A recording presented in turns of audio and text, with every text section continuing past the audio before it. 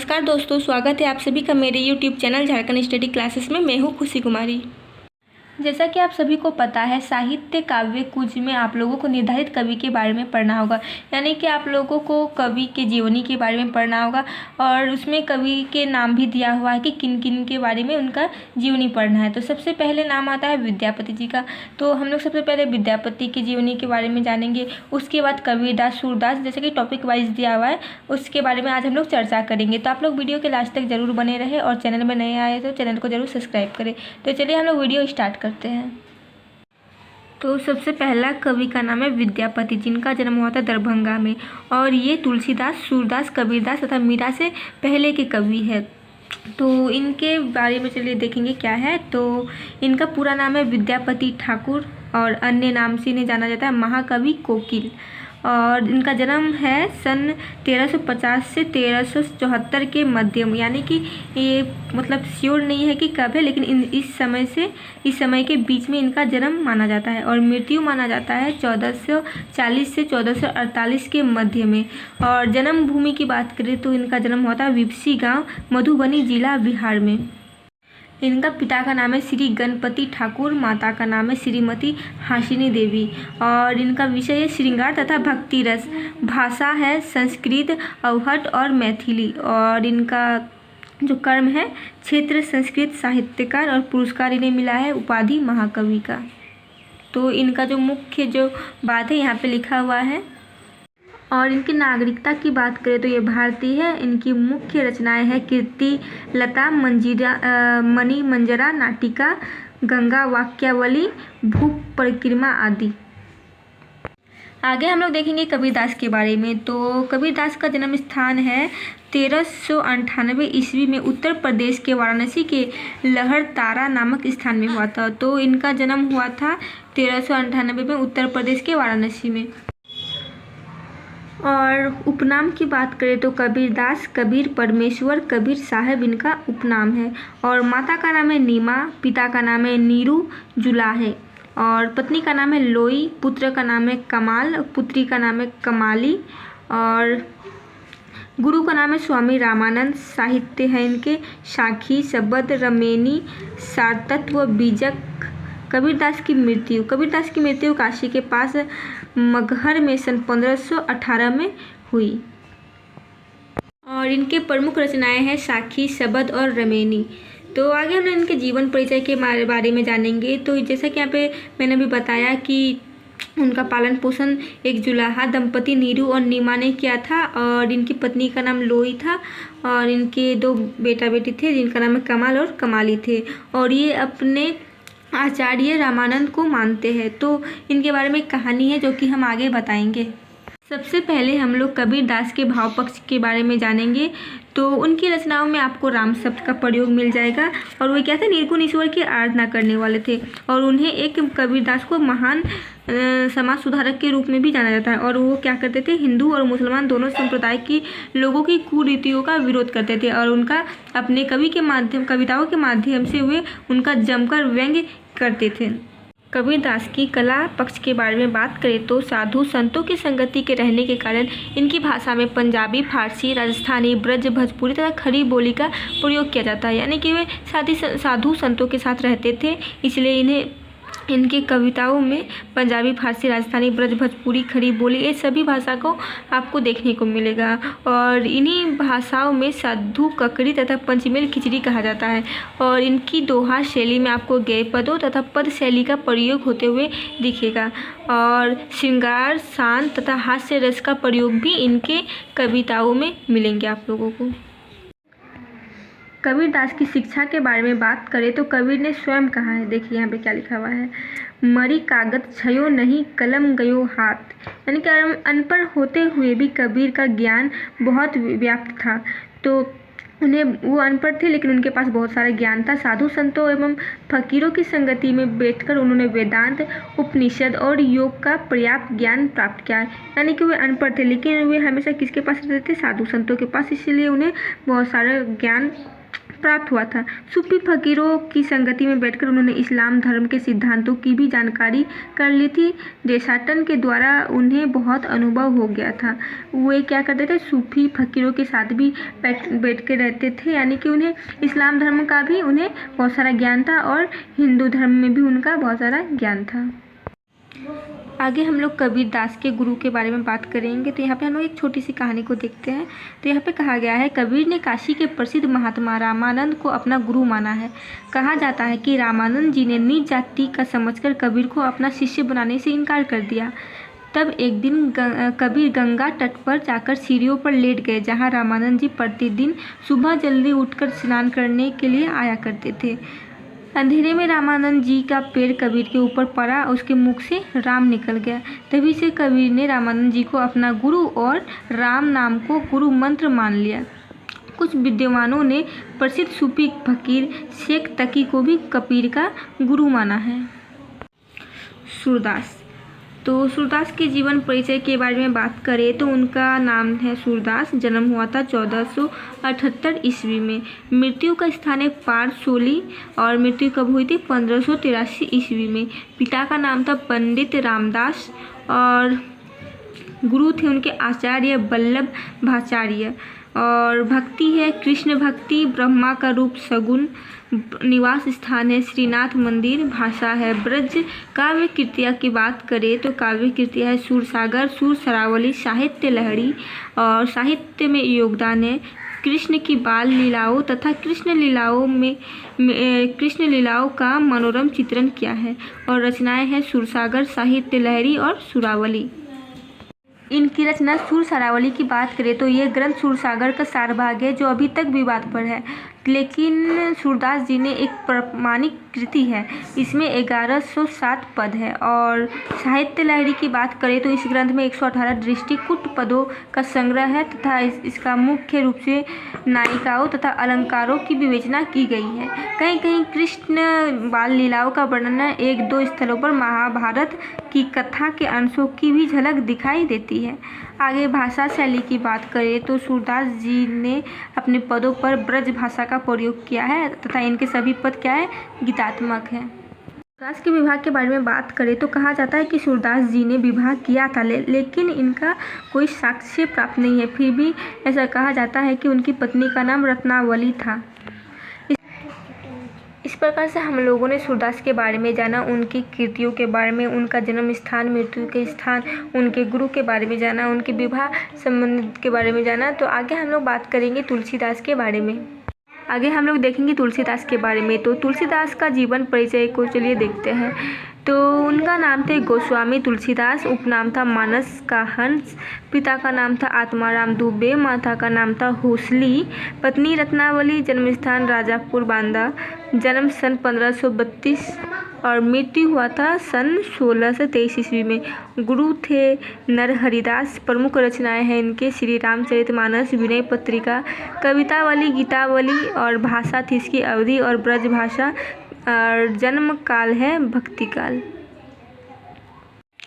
तुलसीदास का जीवन परिचय के बारे में यहाँ पे कुछ तथ्य दिया हुआ है, उसके बारे में अभी बात करेंगे। तो यहाँ पे है तुलसीदास का जन्म सन 1532 ईस्वी में राजापुर ग्राम में हुआ था और जो कि उत्तर प्रदेश के बांदा में स्थित है। कुछ विद्वानों का मानना है कि तुलसीदास का जन्म एटा जिले के सोरो नामक स्थान पर हुआ था। ऐसा भी कहा जाता है कि इनका जन्म एटा जिले के सोरो नाम के स्थान पर हुआ था। तुलसीदास के पिता का नाम आत्माराम दुबे तथा माता का नाम है हुसली। तुलसीदास का जन्म को लेकर एक दोहा प्रचलित है, तो चलिए देखेंगे ये दोहा कौन सा है। 15 से 54 विषय कालिंदी के तीर, सावन शुक्ला सप्तमी, तुलसी धरेव शरीर। विवाह और वैराग्य जीवन के बारे में तुलसीदास जी का एक कहानी सामने आता है, तो उसको हम लोग देखेंगे। यहाँ पे कहा गया है कि काशी में इन्होंने परम विद्वान महात्मा शेष सनातन जी से वेदांग दर्शन, इतिहास, पुराण आदि का ज्ञान अर्जित किया और 29 वर्ष की आयु में उनका विवाह एक सुंदर कन्या रत्नावली से कर दिया गया। तुलसीदास अपनी सुंदर पत्नी से बहुत प्रेम करते थे। एक दिन उनकी पत्नी मायके चली गई और तब इनको अपनी पत्नी की याद सताई, तो ये भी आंधी तूफान का सामना करते हुए आधी रात में अपने ससुराल पहुंच गए। ये देखकर पत्नी को अच्छा नहीं लगा, तो फिर साहित्य के स्थान में इसमें इसके बारे में आगे दिया हुआ है कि इस तरह पत्नी का डांट सुनते हुए उन्हें अच्छा नहीं लगा। तो जब आधी रात को वे अपने ससुराल आते हैं तो उन्हें उनकी पत्नी बहुत डांटते हैं। तो वे क्या करते हैं, घर संसार छोड़ वैराग्य को ही अपना लेते हैं। इस तरह वो सांसारिक जीवन को त्याग करके श्री राम का पवित्र चरित्र का गायन करने लगे और वे श्री रामचरितमानस को काशी में ही लिखा। इन्होंने अपने अधिकांश रचनाएं काशी, चित्रकूट और अयोध्या में ही लिखी। तो ये क्या कि अपने पारिवारिक की ज़िंदगी को छोड़कर वे भगवान श्री राम का गुणगान करने लगे और उन्होंने श्री रामचरितमानस को भी लिखा। और ये सभी कहाँ पे लिखे, काशी, चित्रकूट और अयोध्या में। इन्हें आदि काव्य रामायण के रचयिता महर्षि वाल्मीकि का अवतार भी माना जाता है। श्री रामचरितमानस का कथानक रामायण से लिया गया। रामचरितमानस लोक ग्रंथ है। इसे उत्तर भारत में बड़े ही भक्तिभाव से पढ़ा जाता है। विनय पत्रिका में इसका एक अन्य महत्वपूर्ण स्थान है। महाकाव्य रामचरितमानस विश्व के 100 सर्वश्रेष्ठ लोकप्रिय काव्यों में 46वां स्थान इनका है। तुलसीदास की रचनाएं, तो तुलसीदास की बहुत सारी रचनाएं हैं जिनमें प्रमुख 12 माने जाते हैं। तो उन 12 के नाम ये निम्नलिखित हैं। तुलसीदास की रचनाएं, तो उनके बहुत सारी रचनाएं हैं लेकिन प्रमुख 12 है। उन 12 का नाम हम लोग देख लेते हैं। तो पहला है रामचरितमानस, दूसरा है रामलला नहुछु, तीसरा है बरवाई रामायण, चौथा है पार्वती मंगल, पाँचवा है जानकी मंगल, छठा है रामाज्ञा प्रश्न, सातवां है कृष्ण गीतावली, आठवां है गीतावली, नौवां है साहित्य रत्न, 10वां है दोहावली, 11 है वैराग्य संदीपनी और 12वां है विनय पत्रिका। अगर इस तरह से आपका प्रश्न पूछा जाता है कि तुलसीदास के प्रमुख रचनाएं कितनी है, तो उसका आंसर होगा 12। पर और एक क्वेश्चन बनता है कि तुलसीदास की इनमें से कौन सी रचनाएं हैं। आपको 4 ऑप्शन दिए जाएंगे, उन्हीं में से आपको इन्हीं 12 में से कोई एक ऑप्शन रहेगा तो उसको आपको टिक करना होगा। तो आपको सारा नाम जानना ही बहुत ही ज़रूरी है। तो इसी प्रकार से हम आगे के कवि के बारे में देखेंगे जो कि है बिहारी लाल। तो अभी हम लोग देख रहे हैं बिहारी लाल के बारे में। तो उनका जीवन परिचय की बात करें तो उनका नाम है बिहारी लाल। उनका जन्म हुआ था 1603 ईस्वी में। जन्म स्थान है बसुआ, गोविंदपुर गांव, ग्वालियर में। मृत्यु हुआ था 1663 ईस्वी में। पिता का नाम पंडित केशव राय चौबे। शिक्षा ग्वालियर से प्राप्त किया गया। आश्रय है राजा जय सिंह का दरबार। रचना है बिहारी सतसई। रचना के विषय है श्रृंगार, भक्ति, नीतिपरक दोहे। भाषा की बात करें तो ब्रज भाषा है। शैली है मुत्तक। उपलब्धि है गागर में सागर भरने की प्रतिभा। उनके जीवन परिचय के बारे में आगे देखेंगे तो यहाँ पे वही लिखा हुआ है कि कवि बिहारी जी का जन्म 1603 ईस्वी में ग्वालियर में हुआ था। उनके पिता का नाम पंडित केशव राय चौबे था। बचपन में ही ये अपने पिता के साथ ग्वालियर के ओरछा नगर में आ गए थे और उन्होंने वहीं पे रहकर केशव दास के पास अपनी काव्य शास्त्र की शिक्षा को प्राप्त किया। और इनके प्रमुख पुस्तक की बात करें तो बिहारी सतसई, बिहारी के दोहे, बिहारी लाल के 25 दोहे इनकी प्रमुख पुस्तकें हैं। और काव्य की बात करें तो ये सारे उनके काव्य हैं। आगे हम लोग रसखान के बारे में देखेंगे। तो रसखान का जीवन परिचय सबसे पहले देखना है। तो उनका नाम रसखान है। मूल नाम है उसका सैयद इब्राहिम और उनका जन्म स्थान दिल्ली में है और उनका जन्म हुआ था 1533 ईस्वी में और मृत्यु हुई थी 1618 ईस्वी में। मृत्यु का स्थान है ब्रज। भक्ति है कृष्ण भक्ति। गुरु है गोस्वामी विठलदास। उपलब्धि है रसखान, संज्ञा की उपाधि। और उनकी कृतियाँ है सुजान के रसखान और प्रेम वाटिका। भाषा है ब्रज। साहित्य में योगदान कृष्ण भक्ति का। काव्य में अत्यंत मार्मिक चित्रण। तो वे कृष्ण भक्ति का चित्रण करते थे और इसके काव्य में आपको भक्ति और श्रृंगार रस मिल जाएंगे। और जीवन परिचय के बारे में विस्तार से जाने तो देखिए यहाँ पे क्या लिखा हुआ है। हिंदी साहित्य और ब्रिज भाषा प्रेमी कृष्ण भक्त मुसलमान कवियों में रसखान अग्रगण्य है। विद्वानों द्वारा इनका मूल नाम सैयद इब्राहिम माना जाता है। इनका जन्म 1533 ईस्वी में दिल्ली में हुआ था। इनका जीवन वृत्त अभी भी अंधकार में है, अर्थात विद्वानों के बीच इसके जन्म के संबंध भी अभी भी मतभेद है। इनके द्वारा रचित ग्रंथ प्रेम वाटिका से प्राप्त संकेत के आधार पर इनका संबंध दिल्ली राजवंश से माना जाता है। यानी कि इसके जो एक ग्रंथ है प्रेम वाटिका, उसके आधार पर इन्हें माना जाता है कि ये दिल्ली के राजवंश से संबंधित है। रसखान रात दिन श्री कृष्ण भक्ति में तल्लीन रहते थे, तो वे मुस्लिम होकर भी कृष्ण के बहुत बड़े भक्त थे। इन्होंने गोवर्धन धाम अर्थात गोकुल में जाकर अपना जीवन श्री कृष्ण के भजन कीर्तन में लगा दिया। ऐसा कहा जाता है कि इसकी कृष्ण भक्ति से प्रभावित होकर गोस्वामी विट्ठल दास जी ने इन्हें अपना शिष्य बना लिया। इन्होंने गोस्वामी विट्ठल दास जी से वल्लभ संप्रदाय के अंतर्गत पुष्टि मार्ग की दीक्षा ली थी। वैष्णव धर्म में दीक्षा लेने पर इनका लौकिक प्रेम अलौकिक प्रेम में बदल गया और रसखान श्री कृष्ण के अनन्य भक्त बन गए। ऐसा मान्यता है कि प्रेम वाटिका 1614 ईस्वी में इसकी अंतिम काव्य कृति है। तो अगर क्वेश्चन आए कि रसखान के जो अंतिम जो काव्य खंड है वो क्या होगा, तो इसमें होगा आंसर आपका प्रेम वाटिका।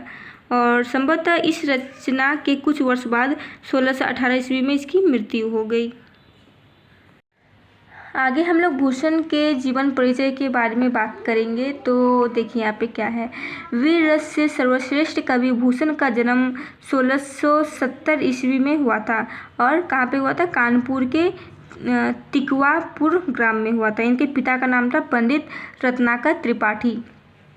तो देखिए यहाँ पे जन्म स्थान यहाँ पे दिया हुआ है 1613 ईस्वी के तिकलापुर जिला कानपुर। मृत्यु हुआ था 1705 में। पिता का नाम था रत्नाकर त्रिपाठी। और वर्णनीय विषय है शिवाजी तथा छत्रसाल के वीरता पूर्व कार्यों का वर्णन। भाषा की बात करें तो ब्रज भाषा, जिसमें अरबी, फारसी, तुर्की, बुंदेलखंडी और भाषा खड़ी बोली जाने वाले शब्द हैं। शैली की बात करें तो वीर रस से ओज पूर्व शैली। ग्रंथ है शिवराज भूषण, शिवा बावनी, छत्रसाल दशक। और रस है, इसमें कौन कौन से रस दिया है, प्रधानता, वीर, भयानक, विध्वंस, रौद्र और श्रृंगार भी है। छंद इसमें कवित, सेवैया और अलंकार है, प्राय सभी अलंकार है इसमें। हिंदी के रस सिद्ध कवि चिंतामणि त्रिपाठी और मतीराम इनके भाई थे। इनके वास्तविक नाम के विषय में अभी भी कुछ ठीक ठाक से पता नहीं चला है। हो सकता है इनका वास्तविक नाम भी अलग हो सकता है। चित्रकूट के राजा रुद्र ने इनकी प्रतिभा से प्रभावित होकर इन्हें भूषण नाम से प्रसिद्ध किया। तो एक प्रश्न बन जाता है कि भूषण जो कवि थे उनका नाम किसने दिया, तो इसमें हो जाएगा आपका चित्रकूट के राजा रुद्र ने। निर्धारित कवि में से आप लोगों का प्रश्न इन्हीं कवियों के जीवन परिचय से ही पूछा जाएगा। अगर हो सकता है आप लोगों का क्वेश्चन ऐसा पूछा जाए कि बचपन में क्या नाम था, या फिर उनके जो प्रमुख रचनाएं हैं उसके बारे में पूछा जा सकता है, उनके माता पिता या फिर उनके बचपन का नाम, जन्म स्थान, ये सब क्वेश्चन आ सकते हैं। तो मैंने सारे कवियों के बारे में, उनके जन्म स्थान, सारा कुछ डिटेल्स में इस वीडियो में बता दिया है। तो आप लोगों को वीडियो पसंद आती है तो ज़रूर वीडियो को लाइक करें, चैनल में नए हैं तो चैनल को ज़रूर सब्सक्राइब करें। आप लोगों को इस तरह की जानकारी इसी चैनल से मिलती रहेगी और हिंदी के सारे टॉपिक में जल्दी से कवर करने की कोशिश करूंगी, तो इसलिए चैनल में बने रहें। धन्यवाद।